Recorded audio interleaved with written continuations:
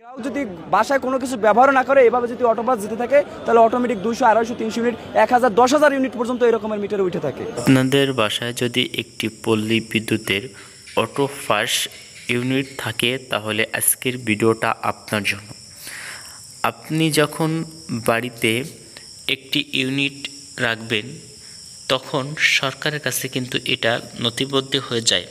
যখন আপনি auto pass একটি ইউনিট আপনার বাড়িতে রাখছেন তখন আপনি যদি এক ইউনিটও না পুরান, এই ইউনিটগুলো অটো পাস হয়ে সেগুলো আপনার 200, 300, 400, 250, 300 এবং 5,000, 10,000 পর্যন্ত ইউনিট তারা উঠানোর সক্ষমতা তারা রাখে। যখন আপনার ইউনিট 10,000 ইউনিট হবে, 15,000 ইউনিট হবে, 500 ইউনিট হয়ে যাবে, তখন আপনি বলবেন তো আমি তো এক ইউনিটও পুরান, ইউনিটগুলো কোথা থেকে উঠেছে। আপনি যখন অফিসে আপনি এই তথ্যগুলো আপনি দিতে যাবেন তখন কিন্তু অফিস আপনার কোনো কথা শুনবে না, কারণ বলবে এটা সরকারের কার্যকলাপ, এই কার্যকলাপ সে কার্যকলাপ বলে আপনার কাছে টাকাগুলো হাতিয়ে নেবে। এখন আপনার কী করণীয়, পুরো ভিডিওটা দেখতে থাকেন তাহলে আপনি বুঝতে পারবেন।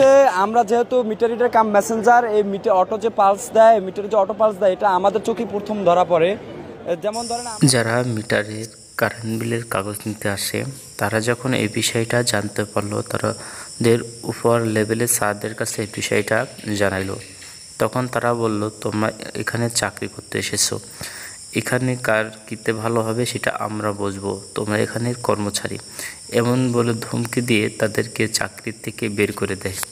30 ইউনিট, আমি পরের মাসে হঠাৎ করে যাই দেখি যে এই মিটারের ব্যবহার আছে 300 ইউনিট।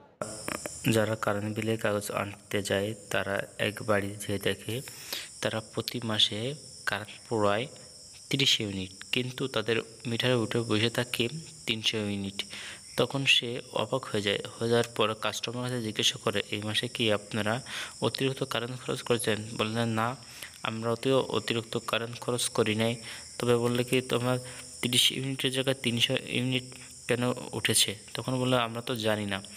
তখন তার অধ্যক্ষ কর্মকর্তার কাছে যায়, যখন তার কারেন্ট অফিসে জানায়, জানানোর পরে বলছে এটা সরকারি কাজ, আপনার যে কত ইউনিট উঠেছে আপনার টাকা দিতে হবে।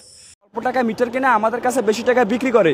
এর চেয়েও ভালো মানের মিটার এই বাংলাদেশের বিভিন্ন মার্কেটে পাওয়া যায়, কিন্তু তারা সেটা ক্রয় না করে নিম্নমানের মালামাল কিনে ব্যবসা করছে। এটা হওয়ার মূল কারণ হলো আপনার কাছ থেকে ভালো ইউনিটের টাকা নেবে, কিন্তু আপনাকে বাজার থেকে 40 টাকা দিয়ে 50 টাকা দিয়ে একটা ইউনিট কিনে দেয়। যে ইউনিটগুলো খারাপ, ওই খারাপ ইউনিট থাকার কারণে আপনার কাছ থেকে অতিরিক্ত টাকা কাটছে। এজন্য অবশ্যই আপনাকে পল্লী বিদ্যুৎ উন্নয়ন বোর্ডের নামে আপনাকে মামলা করতে হবে, তা নাহলে আপনার বাঁচার কোনো উপায় নাই বলে আমি মনে করছি। আপনার মতামত আপনি কমেন্ট করে জানাতে পারেন। ভিডিওটা ভালো লাগলে চ্যানেলটা সাবস্ক্রাইব করবেন এবং লাইক করতে বলবেন।